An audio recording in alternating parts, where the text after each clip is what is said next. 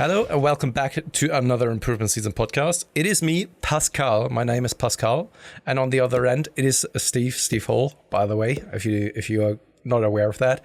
And first and foremost, Steve, how are things on your end? I feel like there was some comments made that people weren't clear who we were, and I can't remember them specifically.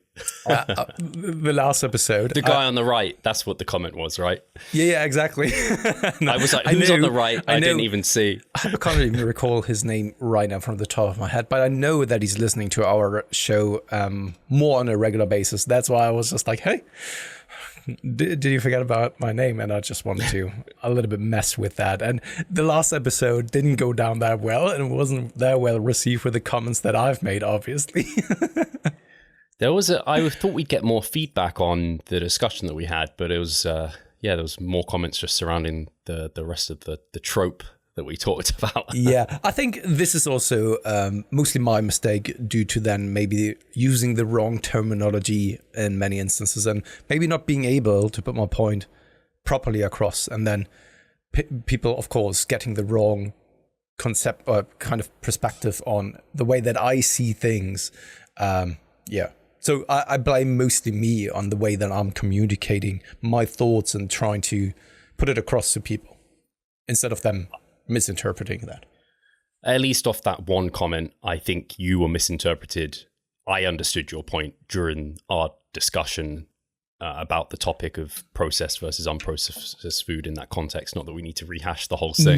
No, absolutely.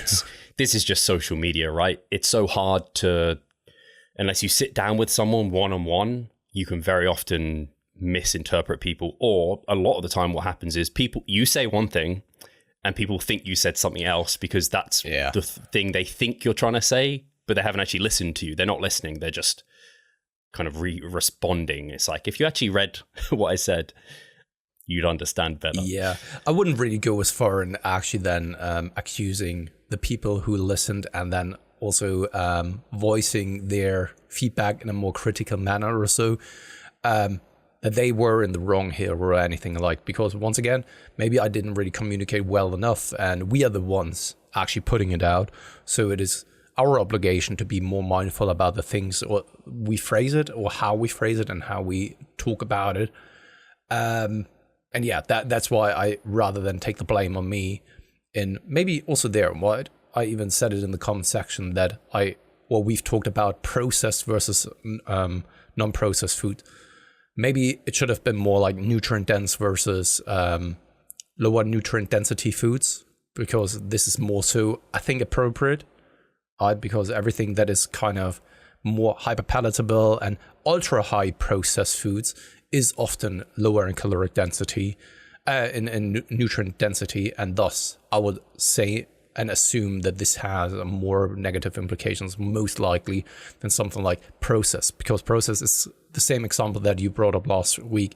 There are plenty of things that are processed that are probably much more healthier than non-processed options. Yeah, for sure. It's funny how it can get complex when you actually delve into things a little bit more. Like, it's not as just simple as this or that. Yeah. I don't know. People think protein by default is the most satiating foods, but it's like, actually, when you dive into it a bit more, like some protein foods just aren't that satiating versus like something that's more chewy and higher in fiber and lower in calorie density. And anyway, it's kind of like, it's not as in the end, black and white often. Yeah, and in the end, if you really boil it down to things, it's kind of splitting hairs and a sentiment question, in my personal opinion, right? Because if you're listening to this podcast, I would very much assume that 99% of the people listening are already doing a much better job than the vast majority of the global population, especially in the Western society.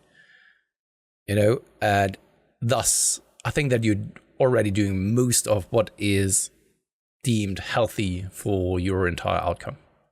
Yeah, for sure. I have some big news, Pascal. Oh, is it? My business partner / Friend, I don't know how I'm going down this route. Yeah, you're back on the Instagrams. I'm back you on the posted after Instagrams, however many months. Yeah, it kind of. I don't know what happened, Steve. This is me coming up with some kind of excuses, you know. You're on the platform a little bit more as well. It just happened. You know the video of like that person calling someone some kind of, I don't know, TV calling service, and he's talking about how during Ramadan he was falling onto a burrito or so, and by that breaking the fast. Have you ever seen that clip? I haven't seen it, but I've seen the equivalent of like, oh, I broke my diet because I tripped and fell onto a packet of cookies. Yeah, whatever, exactly. And this is kind of me trying now to explain, like, I don't know how it happened that I didn't post for like a longer period of time. I mean, I kind of know what happened, you know? But yeah, it doesn't really matter. I'm back over on Instagram and trying to also there get back into the groove of things. And just today, I saw a video and a post by Dan from Biceps and Banter, and where they basically explained like, okay, don't kind of blame social media or Instagram for you not getting any kind of traction. Your content is probably like shit. At least not shit in the sense of quality, but shit in the sense of like what people desire and want and click and like and all that kind of stuff. And I do understand this, but I still have such a hard time with that, Steve. And I don't know how it is for you. Yeah, for sure. I think there's definitely something to it where I'm getting better and better at recognizing in myself that some of the content I put out, I deem as valuable, but I'm like, but it might be valuable, but no one's going to interact with it because it's not engageable, if that makes sense. Like infographics in general, for a time they were doing well, but now they've been overdone. People have seen them a ton. They've probably got that information. So to engage people, you have to kind of pour out a bit more emotion. You have to ask questions. You have to like poke the bear a little bit. And I get it because when I look through Instagram, they're the ones that kind of engage me.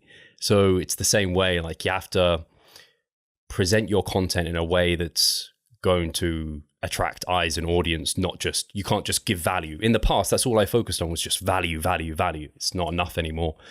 You need to kind of create something that's actually going to allow for some engagement. So yeah, I see where Dan, was it Dan, did you say, or Mike? Yeah. One of the Dan. Bicep and Banter boys. Yeah. So I relate to a lot of the stuff that they put out, especially like ones where this makes me think of you quite often when they say it, and you'll laugh, where they're like so many, because they're talking about coaches being like, oh, I hate social media. It's so annoying. Why do I have to post on it? And they're like, it's literally your gym floor as a personal trainer, online personal trainer. Social media is like the only way you can really market yourself. So if you hate it, it's like, that's a big part of your job is like having to be present on there. And I'm like, To be fair though, maybe I hate it because I'm not successful with it. And I haven't really found my voice in delivering my content. Could very well be, right? This is just like me thinking about and reflecting upon why I do despise it. Because it's not just because of the things that I'm seeing. It's probably also because it doesn't really work for me, right? But it's not because Instagram doesn't really work for me, but because I am not working in a way that people are wanting to engage with that content. I realized that in terms of finding my voice, the amount of I've used it, like social media for a long time, but it's taken me ages to feel like I've kind of got a bit of a voice now. Whereas before I was just kind of in some ways regurgitating really good information and repackaging it in a really great way. But it wasn't like giving my voice. It wasn't anything about Steve, my opinions, my perspectives on things. Whereas now I feel confident enough to kind of be a bit more my voice. And also, as we were speaking, I think off air, like I'm a just horrible people pleaser. I say horrible because I think sometimes when you think about being a people pleaser, you think that's a good thing. But it's definitely not always a good thing because you can do things that almost please yourself versus pleasing others in the situation. And because I didn't want to ever put out content that, like, I don't know, again, to have people love you, you kind of have to have people hate you. It's that kind of thing. If you put out content that people neither love or hate you, it's just vanilla and not going to do that well. So I've got a bit more comfortable with not worrying if people are like hey, you're a piece of shit for whatever because you hate Eddie Abu. I don't hate him. I just don't agree with his information. But, I can disagree with people now and if that means people disagree with me, that's okay. It's hard sometimes to lean into that. Yeah. I think that you're much more mature when it comes to this, or better at handling it than I am, to be very honest. Because for me personally, I hate it. And this is, of course, giving a little bit of food to now the trolls out there, but I hate it if I'm being misrepresented and if people kind of create a straw man around the things that I'm saying, right? And treat me or other people, in my personal opinion, unfairly. This is, and maybe even taking advantage of the situation. I hate it. I always hated it, and I will probably always hate it in the future. And this is, of course, something that if I then see a comment that I find not warranted, it kind of winds me up. Yeah, I am bad for trying to bring those people around to what I think is kind of appropriate and try and kind of almost convince them to my way of thinking, because they seem deluded in the comment, I feel. But every single time they just come back to you with something else. I think I actually posted that on my story the other day. I basically had a 20 back and forth discussion with this guy on the leg press. And in the end, he just deleted it. He just deleted his comment. And I was like, oh, damn it. I wanted people to see that thread because I made some I thought very good counterpoints and stuff. I was like, I just spent however many minutes of my life wasting time on this comment thread. Yeah, it is. And if you really think about it, it doesn't really put you any kind of further than you are right now in your personal development, in your career, or anything alike. I think that having discussions and having debates with other people can be quite fruitful and can be quite productive, especially when you're working in a certain environment. Let's say politics, for example, right? Debating is an integral part of politics. And I think that this can be then quite fruitful because only due to debating each other and communicating on hopefully the highest level, you can then find a common ground. But in a situation like social media, most of the time it's kind of, like you said, proper time wasted if you're just debating, unless, of course, that's where your content or what your content revolves around. And some people do that, of course, as well, where they are kind of commenting on what other people are doing, and that is the base of their content. Yeah, I haven't done one of those videos in a while. Maybe I need to do some more. That one sparked quite a lot of chat about the overhead press with Gregor Gallagher. But he's a classic. He loves the overhead press. So I felt like I needed to react to that one. But yeah, it was funny because it just reminds me of how many people, their argument essentially boils down to how do you look?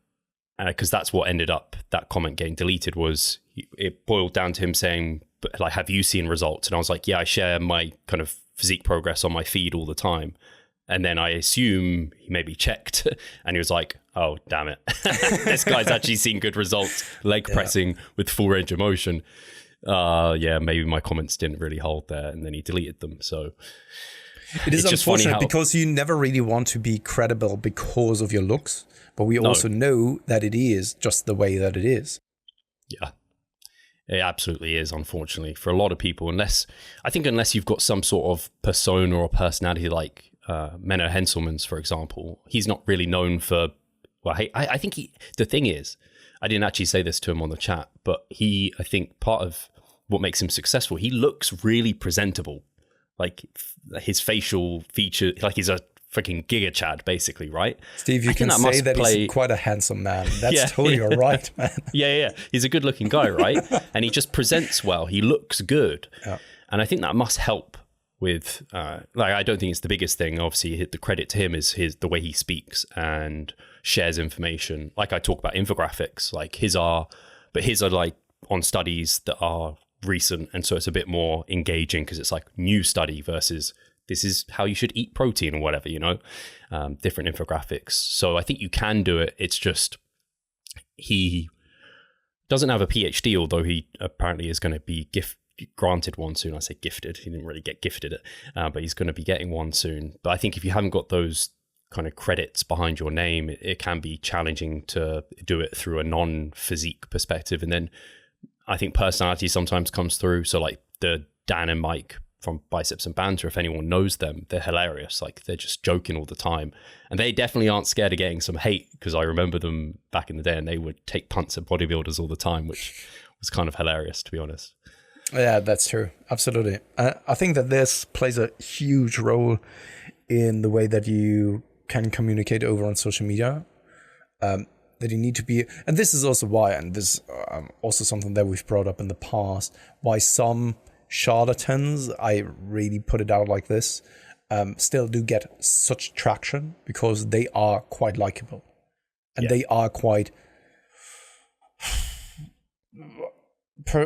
persuasive when it comes to talking and saying certain things, right? Once they are opening their mouth, you immediately believe them, because it's a combination of likability, the way that they are presenting the topic, and it just, you immediately think that they are a credible resource. Yeah, I so easily see that with multiple things. But even because the easiest way to look at it for us is the fitness industry, and there can be people that I hear present themselves and talk about topics who sound incredibly credible, but I know the information they're presenting isn't.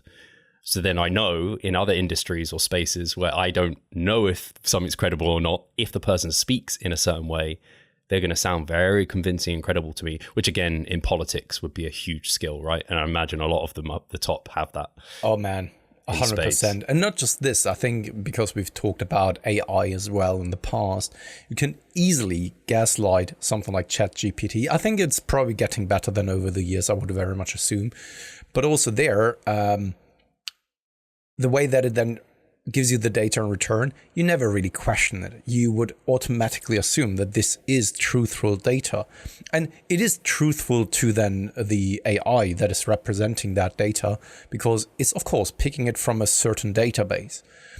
But in that database, there can be incorrect data as well. And we have it in exercise science that there are, of course, certain studies that have been conducted in the past that turned out to have like fraudulent data even.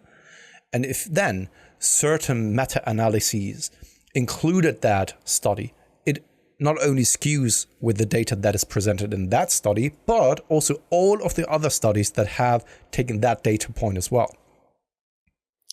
It's funny you mentioned AI, because I have done that with ChatGPT a few times where I've asked it some questions and I'm just like, you said this, but that contradicts this. And then it just always has these very political ways of getting around it. Because you're right, it just presents it.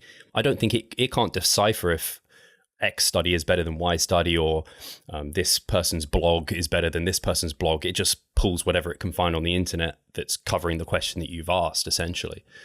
So it's not like it can be 100% factual information. No, and that's the thing, right? And because we are so much relying already on that source to be credible, I think probably due to that, a lot of misinformation is even being further thrown out there.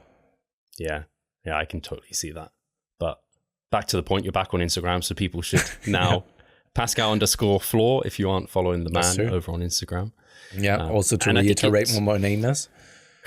Yes, it's funny also. I think you mentioned you don't know how it happened. It's just a great example, I think, of, and I imagine it is partly at least this, is just like habit and routine. Once you're out of the habit and routine, it's so hard to, like, it's easy to continue that, Now that's become a habit and routine, you don't use it. And so it's easy for that to fall off. The same way as when you get back into it, you'll probably find, oh, like this is coming back to me.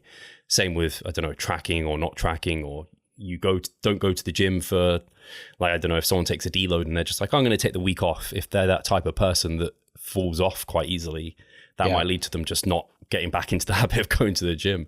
It's just an interesting, I don't know, there's things in my life where I've definitely done that before, where they're not like ingrained habits and I've just dropped off doing them. I can't think, I was meant to like read at least a little bit of like a book every day, and I really struggled to make that happen. I think that it all boils down, of course, to the hierarchy of importance for you. Because if habits fall out of place, it's most of the time because other things in that situation are more important to you.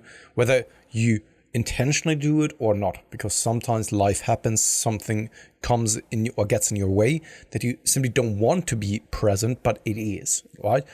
I don't know, you are getting injured or so, right? And you could still go to the gym, but it is much more inconvenient than to do something like this. Or I don't know, something happens in your private life, someone gets sick, or you are losing your job and now you need to actually focus on finding a new job, something like this, and then due to those factors, your priorities at a different place. And I think it's totally fine to have that. But if it's then still important to make some progress when it comes to training and nutrition, scaling back a little bit, it doesn't really have to be like an all or nothing approach, is always the right thing to be doing. And for me personally, I was still training, I was still taking care of my nutrition, of course.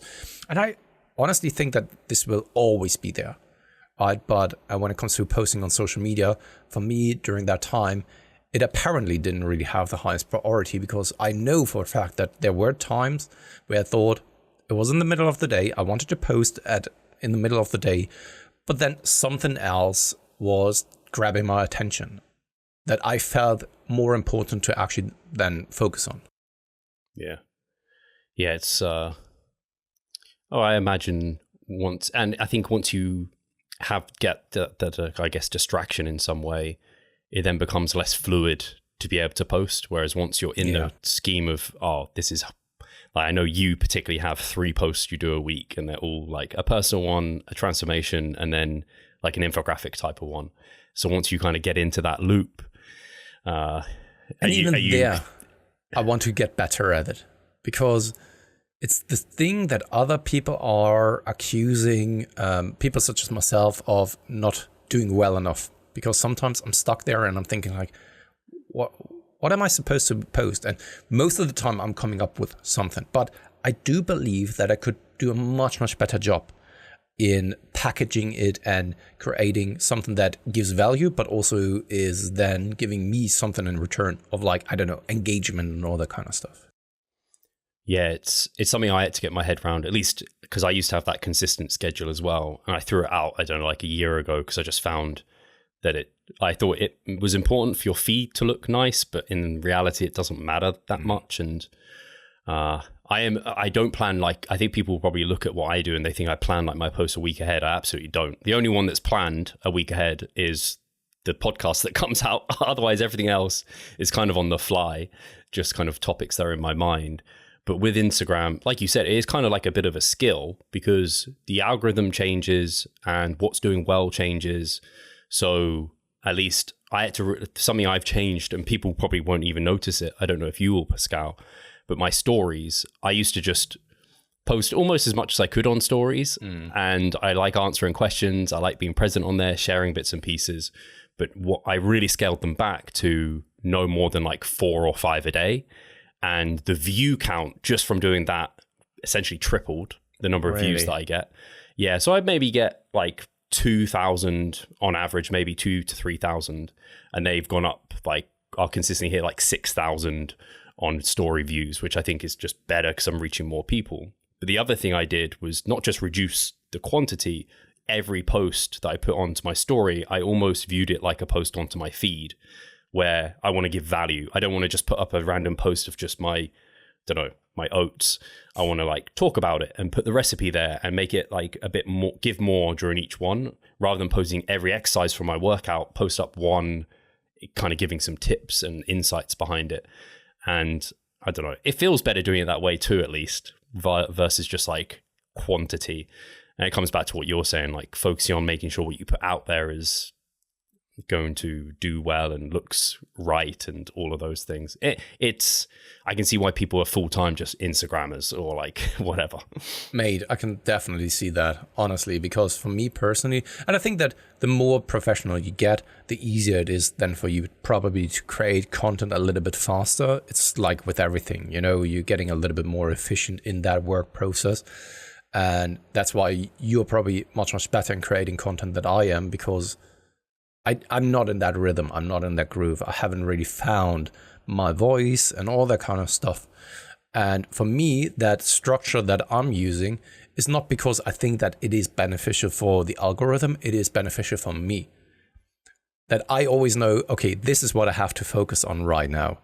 Right? It gives me the structure to know and know what I want to post about, because otherwise I would just like walk around in the dark, to be honest. It's like a meal plan, right? It is, kind of. It really is. Yeah. And the listeners may now think about like, why the hell are they talking about social media, posting content the entire time? And it's like you said, Steve, I think it is, especially when you're an online coach, but this applies also to other businesses, especially online businesses. Social media is a big way of promoting your online service. And I think it is important after all to then try to get the most out of it. Yeah, it's weird to think about it this way, but when I think I told you, I follow some tattoo shops and tattoo artists, and I get drawn to people who share a bit about themselves and their personality and a bit about their shop and make it interesting. I'm like, I'd be more likely to pick the shop or the person who was doing that to someone who I just like their similar level of quality of work. But one person just seems like a really cool dude, whatever, you know, like I see it even in that where it shouldn't even matter. It's just literally the artwork on you, right? But there's the experience of the day and stuff. It is very interesting that you bring it up, Steve, because that's something that I've been thinking about myself as well. Because often you go onto a tattoo artist page and it's just tattoo work. And it is overwhelming for me, right? To scroll through everything. It's cool to see, right? Especially if someone is doing fantastic work. But I would also like to know more about the person. Who is he or she? Right? If there are no pictures, no videos of you, it's already like, who is it even who's creating that artwork, right? Where are you located? Sometimes it's even hard to figure out where they are stationed. It's like, come on, give me a little bit more information. And I think you bring up a very, very good point that is then also translated over to probably other digital businesses. It doesn't really necessarily have to be online coaching, but other digital businesses, or using social media as a platform to promote maybe even your gym or your offline business.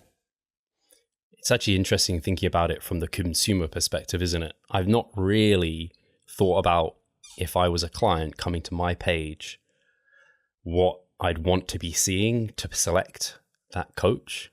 But I guess it's like you said, you want to see some before and afters, some client work, but you wouldn't want to just see that. You'd probably want to see a bit about like, who is that person? See them talking a little bit versus just like physique shots. If it was just physique shots, you'd be like, eh. But if you could hear them speaking, maybe they have some sit down videos. So yeah, it's an interesting kind of, I guess, lens to take that perspective from. It brings up a lot of ideas for me, actually, that I would like to implement. So thank you very much, Steve, for talking through that. Honestly, I think something like this really helps and put things in perspective and kind of highlights what it is that you can probably improve. Yeah, and that's why I think, again, bringing back Mike and Dan, they often talk about like giving your personality across. And I do think, and I've always said this, like about being a personal trainer, is like what makes you different is you, because we all have the same information available. We can have same levels of education. What makes us different is like our level of experience, but also just, well, I guess, experience, and through that, your personality and what you're about. Like those guys, Biceps and Banter is in the name, right? They were jokers, they're hilarious all the time. And so I don't know, what makes us a little bit different is we're into anime. We listen to multiple experts and take and distill information from each. We're not dogmatic, but we are evidence-based. We're natural bodybuilders and have been doing this for a long time. So we're more experienced than a lot of people in the field. So I kind of think about those things and try and incorporate them into my content how I can, and sharing that long journey that we've been on. Because again, the joke is anyone who's done a bodybuilding show or a photo shoot is now a coach. It's like, well, we've done multiple shows, helped clients through multiple shows and shoots ourselves. So it's like we're a step above because of that experience level, which you can't pay for. Yeah. No, absolutely. Let's take a short break and then we will be back with a little bit more discussion surrounding that. Do you not see the progress you would like? Are you sick of writing your own programs? Or perhaps you need some accountability in order to stick with a plan? Then it's time to start working with us. We at Revive Stronger offer a truly personalized coaching service. You'll get more than just an email with some macros or random cookie cutter program. With Revive Stronger, you will be the center of our attention. You will receive your own fully individualized training protocol alongside a customized nutritional strategy. We created the coaching around your needs, wants, personal preferences, and your own unique lifestyle. Every single week, we delve into your program in order to make appropriate adjustments so that we get the most out of your time and the best possible outcome. We help both female and male athletes to seriously change their body composition by adding more muscle mass and decreasing fat tissue. No matter if you're a competitive bodybuilder or just want to look better, if you need help with your progress and taking your physique to the next level, our coaching is for you. It's time to make a change. Sign up today and let's revive stronger. On that note, Steve, when it comes to also helping clients get to a bodybuilding show, photo shoot lean, or other things such as this year I had 3 people getting married and getting ready for that marriage. And especially a day like this, when they are also then sending me pictures of the day. I don't know what it is about this, but it made me very, very happy and very proud to see them, because a bodybuilding show, a photo shoot, of course, it is kind of also rewarding for them because they have some amazing pictures. But I have the feeling that it's a chapter that may be then coming to a close. I have the feeling, though, that a marriage, hopefully, it's not always the case, as we know statistically, hopefully this is first opening up an entire chapter. And they can always then look back at those pictures, being very proud of the moment, because it symbolizes more than just getting lean for a photo shoot. Because I would very much assume that when you're getting older, yes, you look still back on a bodybuilding show and the pictures when you were younger, and you're quite proud of, hey kids, take a look at that. This was me when I was, 25 years old, and now I'm 60 years old, and all that kind of stuff. But I think it has a little bit of a different weight to it when a client of mine, at least, and once again, this is only for me personally, when they are getting married and they are looking amazing on that day, because it is, once again, a little bit more to life than just like this short little moment of their life. Yeah. Does that make sense, Steve? Yeah, I can definitely relate to that. It's interesting. I think you end up working with people who are similar age to you, or maybe, around our age. Like, that's our general kind of person that we work with. So years ago, that was many people competing and photo shoots more. Whereas now, similar to yourself, it's people are getting married or they're having their first children. Like the number of clients I've worked with and helped them through that time of having their first child, which is weird because I haven't gone through that. Like most other things I've gone through, I haven't got married, right? But that's body composition. Whereas like helping someone through that time with their first child to kind of take care of their sleep, focus on the big rocks, kind of Pareto's rule of get the 20% done, you'll get the 80% of results. And just a lot of the time, for me at least in those times, it's like getting them to understand that they can really pull back, but still see really good results. They don't have to stress about that 80% that leads to actually not that many returns, but they normally do it. So yeah, being able to, it's quite rewarding helping people through these moments in time as well, not just physique and how they look, but so a lot of the time it's that, I guess, mental improvement with the gym and with food and with their relationship with that and their enjoyment from it all. Yeah, absolutely. And also helping them just feeling grand on that day. That it's not just about, I feel totally like shit, but I look amazing. It's more like, I feel great and I look great at the same time, which is something that for me personally is super rewarding as a coach, to be honest. And same goes, as you said, Steve, we are of course going through a development ourselves due to us aging as well. Due to that, our priorities change, our preferences change. I think that for you, you're still like very much engaged with bodybuilding, stepping on stage, and also then, of course, getting the pro card hopefully at some point. Whereas for me, it's not as important to already step on stage. It's not as important to get the biggest I can be, just because things have changed for me, and I'm a little bit ahead of you when it comes to age as well. So certain things become or get a little bit of a different importance to me. And this is also one of those comments that were brought up like last week of like, hey, the right guy does look actually quite lean, doesn't really appear that he should be cutting or so, right? And for me personally, I've been like this since a very long time, since the last time that I was cutting. Do I really need to cut in order to be lean again? No. But for me personally, things have changed. I'm not going through aggressive gaining phases anymore to build the most amount of muscle mass. And the same goes for like levels of leanness. I want to be in a state where I feel very comfortable, but also confident year around. This is already now. And I'm still going through cyclical phases of higher calories and lower calories, but not to the same extent that I was in the past. And I do believe that, especially when I'm getting older and older and older, that my priorities will even change gradually more so, to a point where I don't want to go through those cutting and gaining phases at all anymore. Yeah, I for sure, I can foresee that as well. And I think it makes sense completely. And I think that's why you do see people around our age, which again is some of the fitness scene right now. I'm seeing a lot of people do like going towards more hydrox or whatever it is, more CrossFit, more kind of incorporating more cardio into their training. Health and longevity has been more of a discussion within the space, which is just very interesting. But it's great because we have that background of bodybuilding, which a lot of the habits and behaviors that you put into that are complementary to those other aspects. But like you said, you can pull back on them a little bit and that can still be really fruitful. And it comes back to that Pareto rule, right? Like you're still doing more than the 20%, but you might not be investing as much into it as maybe I am, or there might be situations where you invest as much as I can, but if something comes up, you're more willing to prioritize that over X, over Y or whatever. Or even in my head, my preference is the best goals possible, whereas your preference might be, this might be slightly quote unquote suboptimal on paper, but for me right now, which I guess you could argue is optimal because it sits with your preferences, I'm going to go down this route just because it might sacrifice a little bit of theoretical gains, but for me, it just makes me feel that much better and I'm going to enjoy the process. And so I'm doing this.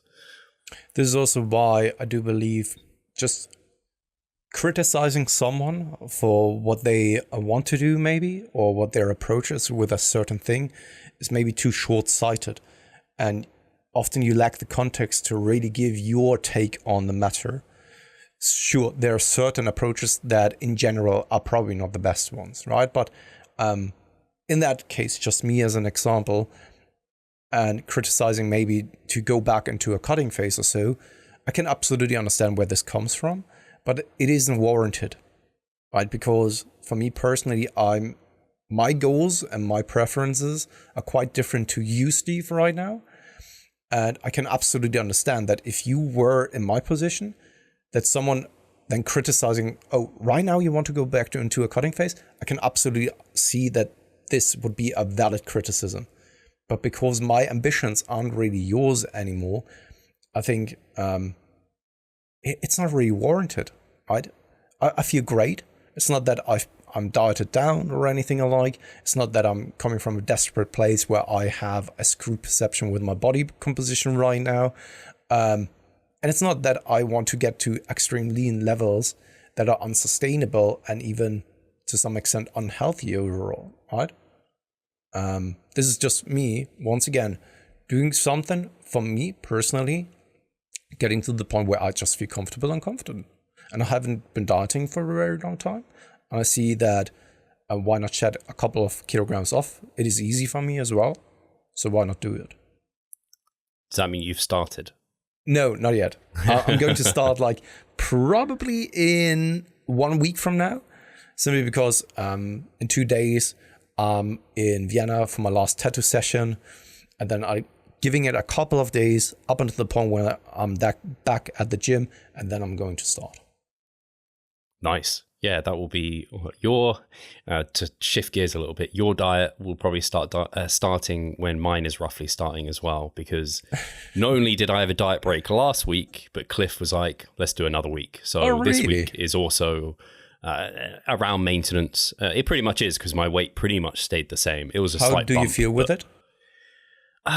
Interestingly enough, I pretty much feel the same, maybe a little less hungry. but not that much different. Like I can't, maybe a little bit more energy. I will say this actually. So on the weekend, this is really annoying because our front garden and our back garden they got out of hand. If you don't trim shit, it just grows and grows and fucking goes everywhere, and weeds everywhere. I don't enjoy gardening. I don't know about you, Pascal, but it's not something I want to spend time on. It's a love-hate relationship, to be honest. Yeah. In future, we might try and get a gardener to come every month or something to do a couple of hours of just pruning stuff, because it's nothing either of us enjoy. So anyway, what happened on the weekend was, after I had my leg session, in fact, I still felt pretty good. And I was like, I wanted my oats to cool down because I don't like having them hot and I want them to thicken up. And I was like, man, that front garden is just a mess, and the back garden. So I just started pruning stuff and cutting stuff down, which led to like an hour of doing it. And it's much, much better because it was a complete mess out there. But where was I going with this? So yeah, I had basically the energy to do that. I felt completely fine to do it. The annoying thing is, I don't know if you remember last time I did gardening, I got my finger infected. Yeah. So I initially started without gloves, just picking out weeds. And I was like, man, you should put on some gloves. So I put gloves on, but one of my fingers is irritated. And I'm like, I don't know if it's just because I cut my nails and I cut it a bit too short. You know, sometimes that can just irritate it, or I don't know if it's infected. So I think it's just irritated. But if it's got infected again, I am literally never gardening in my life ever again. Because I can't be dealing with fucking finger infections all the time. They're so annoying. Anyway, so I think that was a good sign that I had extra energy for things. And the thing I really noticed, though, was my physique filled out, particularly my quads, because I remember posting up a story on Instagram, my quads looking like very separated in some good Yorkie's gym lighting. And I was like, but they look kind of, now I look back, I'm like, they looked a bit like flat and like not very filled out or whatever, maybe a bit slender. And then I was checking over my physique shots recently and looking in the mirror even, I was like, wow, my quads have really filled out. And then I just looked over, like compared some photos of before the diet break and after. I was like, oh, my delts have filled out, chest is filled out. So it's definitely done my physique some good, and definitely got a good amount of glycogen replenishment, which is cool. But yeah, Cliff was just like, we're on that cuff of when we start dieting again, you're going to get into that kind of, you name it, like being on fire. You're kind of in that fire territory where it's not maintainable body fat. You're not going to feel good in that time. You're kind of digging at this point. So he was like, I don't want to go into that phase lightly. I want to make sure you're as well recovered as possible before we kind of jump into that. So I guess in some ways, what I'd done to this point had been like a pre-prep. And now, next week, I already confirmed with Cliff he is going to start dieting me next week, because we check in every Monday, and I didn't know we were going to have another week of diet break. So I was just like, I'd prepared yesterday as if it was a diet day, and then he emailed me, I don't know what time it came through, like 4 p.m. I was like, shit, I need to eat a lot more food. So I went downstairs, I was not at home, so I went to like a M&S and picked up just this iced bun. It was like 250 calories.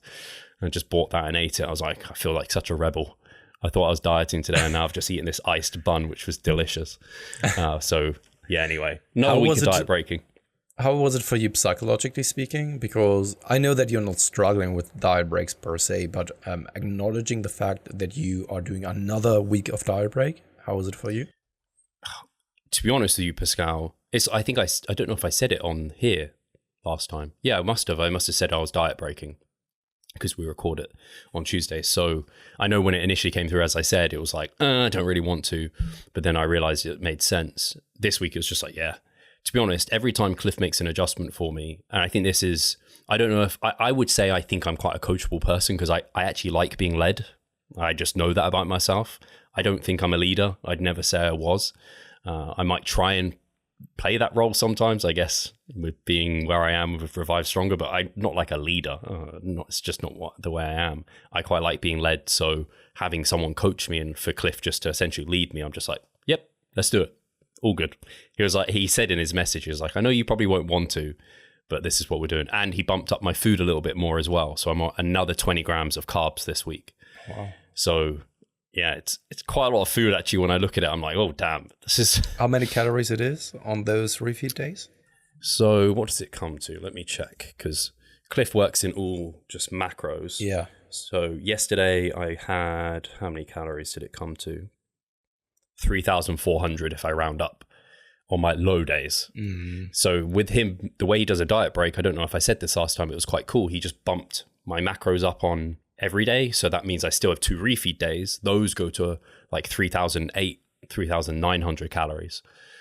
So I have like 5 days at 3,004, and then those will be close to 4,000 for 2 days.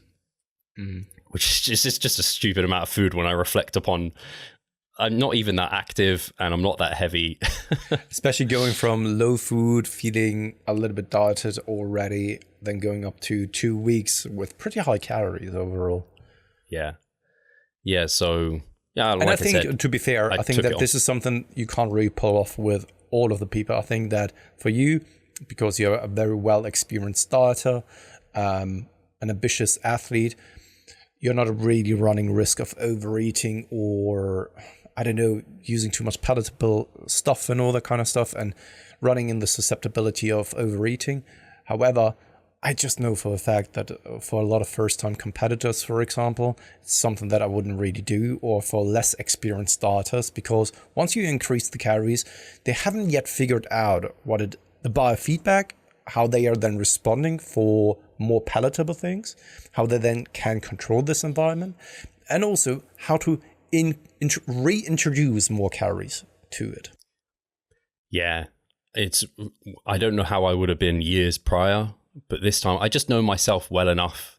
I know how much palatable food I can have versus not palatable. And I know how to manage things. So I have no concerns that I'm not going to be able to nail it. The worst thing that happened, and this was a really good reminder for me, was on, what night was it? Oh, it was last night. No, the night before. So Sunday night, me and Charlotte hasn't been well. So we weren't sure if we were going to be able to eat out. Normally on a Sunday we do, but she was wanting to, but it got pushed quite late. So we ate out at like 8 p.m. or something. And I'd left quite a sink of calories for that. And then came home and it was like 9 p.m. And I had planned in to have the Ninja Cremi, which was like another 400 calories. And so this was pushing my calories like to 1,500 within hours before I normally go to bed. And then I was like, shit, I've actually got to eat another 50 grams of carbs to hit the numbers Cliff gave me. So I had to have like a bagel on top of it.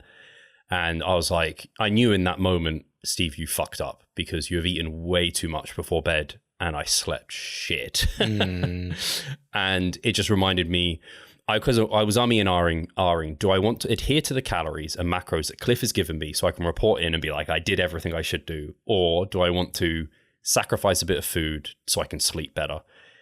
In hindsight, I wish I'd sacrificed some food to sleep better. Yeah. But that people pleaser in me, I don't know if I can say it that, but I wanted to hit the numbers Cliff had given me. I didn't want to like disappoint him or anything. I'm sure he wouldn't have been. I don't know how Cliff responds to those sort of things just yet. In terms of, I don't know what he would say if I missed a little bit, but I think he would probably have respected the mature, experienced athlete in me to have made that choice of eat a bit less to get better sleep. And then I don't know if he works to weekly averages and things, at least that's not explained during our time together yet, but he may even have allowed me to kind of compensate, because I know for me, if I was doing my own stuff, I'd just be like, hey, I can eat those like 500 calories tomorrow, no problem. Yeah. But I just in that moment didn't want to give Cliff the sign that I hadn't adhered properly. 100%. But it's just a reminder, eating a lot before bed, like 2,000 calories almost, it just was a bad move. Man, it's awful. I can't really recall the last time that something like this happened to me. But I, of course, do remember that it just gives you an awful sensation because most of the time you're extremely hot as well. And that is leading to other issues down the line. Yeah, it was just like gastrointestinal like weight and stress. This is similar to like if you eat too much fiber, you kind of feel that sensation. And then, yeah, I woke up in the middle of the night sweating and I put we have a portable aircon unit now. I put that on and I was just like, I was awake for the hour whilst it was on because I put it on like a timer. How is that, Steve? Is it loud? Is it reasonable? It's loud. It is loud. All right. Yeah. It's loud. And it's unfortunate because I use white noise every night, which I love.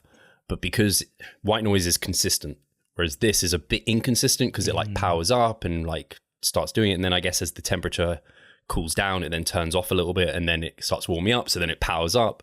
So it's a little bit inconsistent and noisy, yeah. So what I tend to do is use it an hour to 2 hours before I go to bed to cool the room down. Normally just an hour, actually, and then I turn it off, and hopefully the room stays cool enough for the rest of the night, so I don't have to have it on.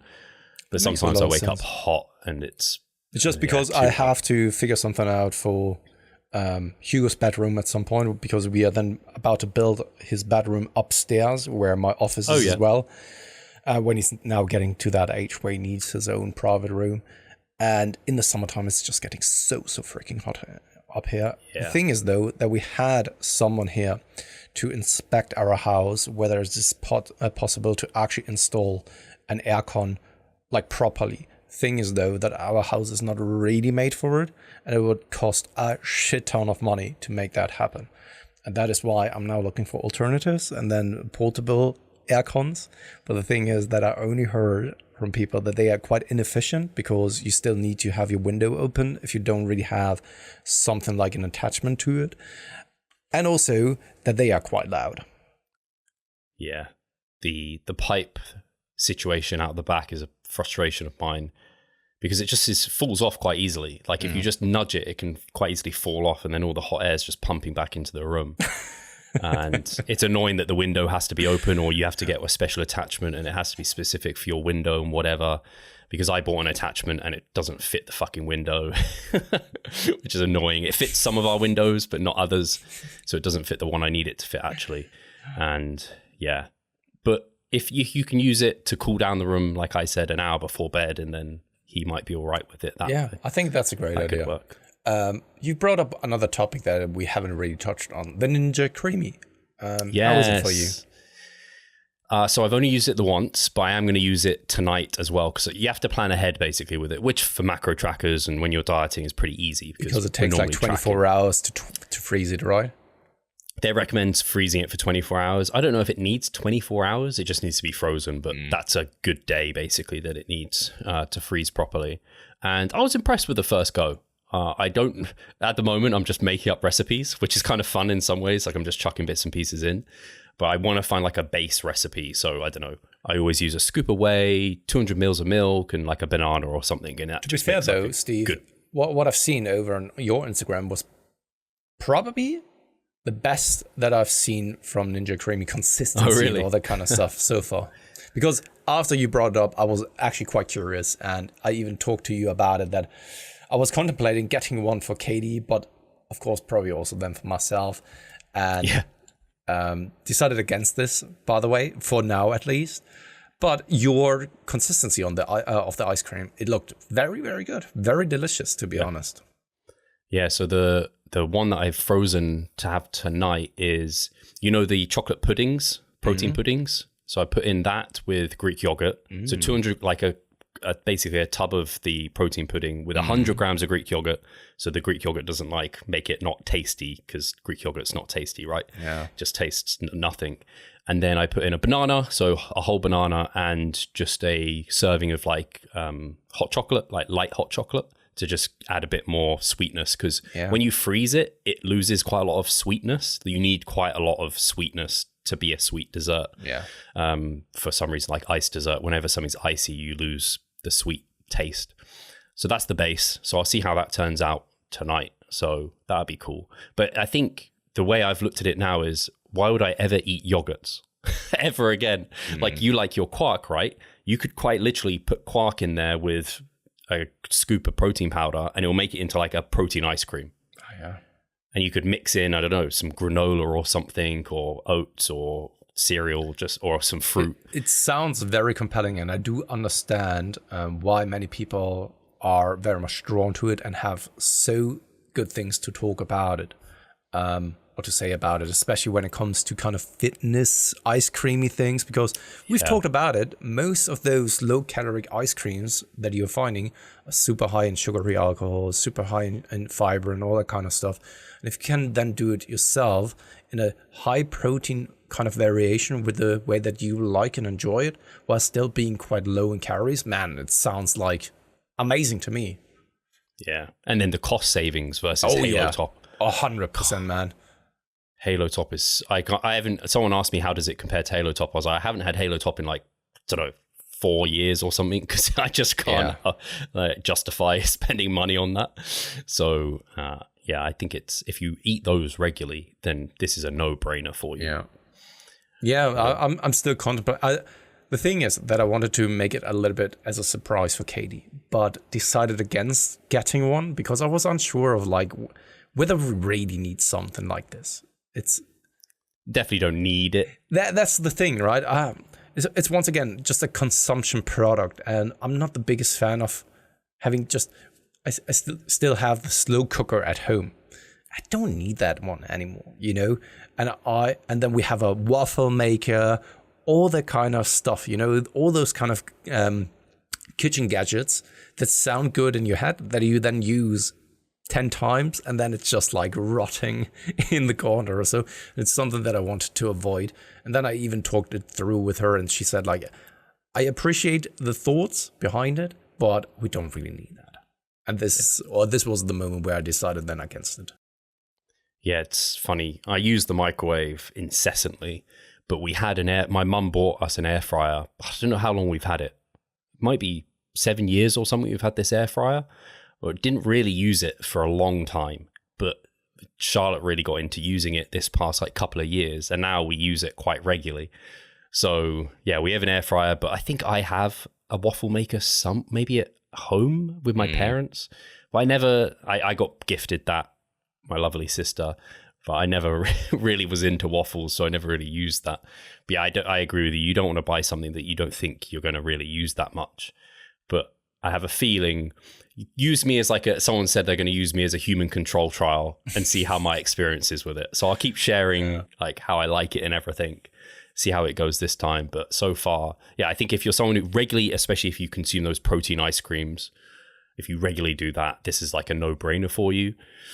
Or like you said, if you'd like to have those but put off by the price, sugar, alcohols, and high fiber, then you can do this as like an alternative. Yeah, and also to be fair, we don't really have the biggest freezer. And it's something that I think we've talked about like last week already. We don't really have a lot of space in the freezer. It's not that we have like a massive one at home. I think that's also then another reason to consider whether you want to have it or not, because then you can always just like prepare one, and then you need to prepare it 1 day ahead and all. So yeah, once again, I think it's probably a very, very nice gadget, but it's not essential. I think I don't know. Yeah, for me, the microwave is essential. That might be the only thing. Otherwise, everything else I do is appreciate a bonus. our new oven, though, because I always do grill my chicken breast in there, and that is turning out to be amazing. Grilled chicken breast is just amazing, to be honest. I think our microwave, we recently bought a new one because our one died. It has a grill function on it. Oh, I haven't used that function. Oh, yes. I have no idea if it's good. You have to. Now that you're dieting, it's back to the bro stuff. Chicken breast, broccoli, tilapia, all that kind of good stuff. I very rarely buy chicken, but I have started to incorporate a bit of chicken into my diet just for the protein. People, if they've seen me share the macros that I'm on, Cliff likes high protein, and my protein, this is the highest it's been in years. So especially on my refeed, my low days are at 255 grams. That's a lot of protein. And what I was finding, I was relying a lot on protein powders. And then if I have a lot of dairy, quite a lot of the dairy as well is sweetened. I was just like, I don't like that my sweetener consumption, because I have a Monster most days, or the cheap equivalent that Audi do, the King Kong or whatever it is, the Kong Strong variety. But I was like, my sweetener intake is getting up there, I think. And I just don't want to have tons of that. So I was like, okay, I'm going to have some chicken, because at least that's just protein, right? And it's a bit of a different thing to have. So yeah, I started eating some chicken, but I haven't found I've been doing it in the air fryer, but it's a bit, meh in the air fryer. Is it? Because I heard good things the way I've from done other it. People. I probably haven't done it in a very good way. I just chop it up nice and like into chunks, and then just air blast it until it's cooked. The way through. that I do it with my with our oven is because it's quite a modern one, and it has that grill function, and it also has then a 3D grill function where it's kind of distributing the air and the heat accordingly throughout the entire oven and all the kind of jazz, you know. But I leave it in the oven for like 1 hour of cooking or grilling at lower temperatures. This gives it a very, very nice crust, but also is then very tender from the inside.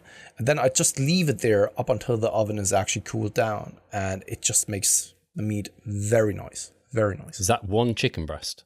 No. I always try to use more because it would be quite expensive if you really think about it, just from an energy consumption perspective. Yeah, I guess that's with the air fryer, you can't cook that much anyway. So I do it as like a one-off because it's just not very big. It's like, I don't know, this little container size. So you can't you could prep a fair bit in there. I don't know how much a problem if it overlaps and stuff. But anyway, I only had 2 chicken breasts a week at the moment. So it's not like I'm eating that much anyway. Just a little bit of variety. I guess we're coming up on time, Steve. Anything else that you want to share with the audience? No, I don't think so. I kept up. I have watched the last 2 episodes of My Hero Academia and Demon Slayer. Unfortunately, I feel like after you said last week, it felt like a bit of filler with Demon Slayer. This one also felt a bit like filler again. Not much happened. I'm just like waiting for the moment that the action is actually taking place. And I mean, we are spoiled. There have been animes in the past where fillers were like 30 episodes, so we shouldn't really complain. But My Hero Academia, I really enjoyed the latest episode, just like wrapping and tying everything up, and I'm excited for where that's going to go. And I thought it was cool how they have Shimaraki or whatever his name is. I don't know the name. It's challenging to say. Yeah, so I'm excited to see where this goes because it's getting quite fun now. Yeah, absolutely. So cool. Guys, thank you very much for tuning in, listening, and also commenting. And yeah, that's basically it, right? If you are listening this long, comment Pascal so you know Pascal's name. Cheers, guys.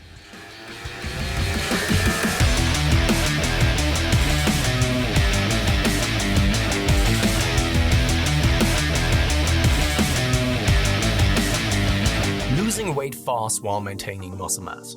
Sounds too good to be true, doesn't it? It isn't though. It's reality and we know how to do it. And we will help you achieve this. The Minicut Movement is an 8-week fat loss program to make you lose a huge chunk of fat while maintaining muscle mass at the same time. We will support you from the beginning to the end so that you see the results you would like to and come out of it much stronger. You'll receive a fully automated spreadsheet that is based on your nutritional needs. You can choose between 6 different male and female training templates. Over 30 videos will guide you through each and every single step of the Minicut so that you're getting the most out of your journey and that you always know what to do. But the best thing is that you can start whenever you want. The Minicut Movement is open 24/7. So if you want to learn more or you're ready to sign up, hit the link in the description below. So let's revive stronger together.